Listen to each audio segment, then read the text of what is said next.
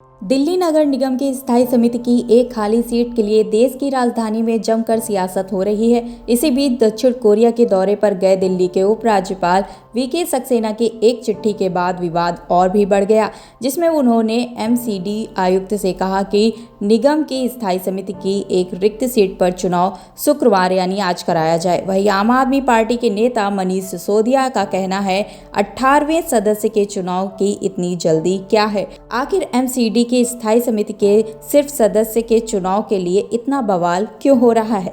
स्थायी समिति के 18वां सदस्य आखिर इतना महत्वपूर्ण क्यों हो गया है? वहीं मनीष सिसोदिया ने पूछा कि क्यों एलजी रात को ही चुनाव कराना चाहते हैं। दिल्ली के नगर निगम की स्टैंडिंग कमेटी के 18वें सदस्य का चुनाव आज दोपहर 1 बजे होना है। वहीं एमसीडी कमिश्नर ने चुनाव कराने का आदेश दिया है। इससे पहले बृहस्पतिवार को जमकर इसको लेकर हंगामा हुआ। वहीं इस चुनाव में पीठासीन अधिकारी मेयर शैली ओबरॉय की जगह एडिशनल कमिश्नर जितेंद्र यादव होंगे।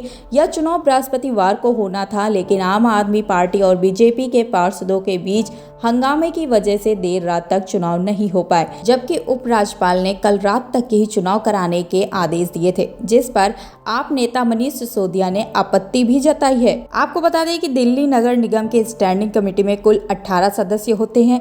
ये 18वें सदस्य के लिए चुनाव होना है, यानी जैसे ही चुनाव हो जाएगा वैसे ही स्टैंडिंग कमेटी का गठन भी पूरा हो जाएगा। स्टैंडिंग कमेटी के 17 सदस्यों का चुनाव पहले ही हो चुका है। इनमें से 9 सदस्य बीजेपी के हैं, तो वहीं 8 सदस्य आम आदमी पार्टी के हैं। अगर आखिरी सीट बीजेपी जीत जाती है तो उनकी संख्या बढ़कर 10 हो जाएगी, यानी स्टैंडिंग कमेटी बीजेपी की हो जाएगी। दरअसल एमसीडी में सभी बड़े निर्णय स्टैंडिंग कमेटी ही लेती है। अगर ऐसे में कहे कि एमसीडी में असली सरकार स्टैंडिंग कमेटी की होती है तो गलत नहीं होगा। अगर बीजेपी ने ये चुनाव जीत लिया तो स्टैंडिंग कमेटी की कमान उनके हाथों में आ जाएगी, इसलिए बीजेपी किसी भी हाल में इस सीट को गंवाना नहीं चाहती। वहीं अगर आम आदमी पार्टी की बात करें तो आम आदमी पार्टी के लिए ये सदस्य उतना ही जरूरी है जितना कि बीजेपी के लिए। अभी उनकी सदस्यों की संख्या 8 है। अगर वो ये चुनाव जीतते हैं तो उनकी संख्या बढ़कर 9 हो जाएगी।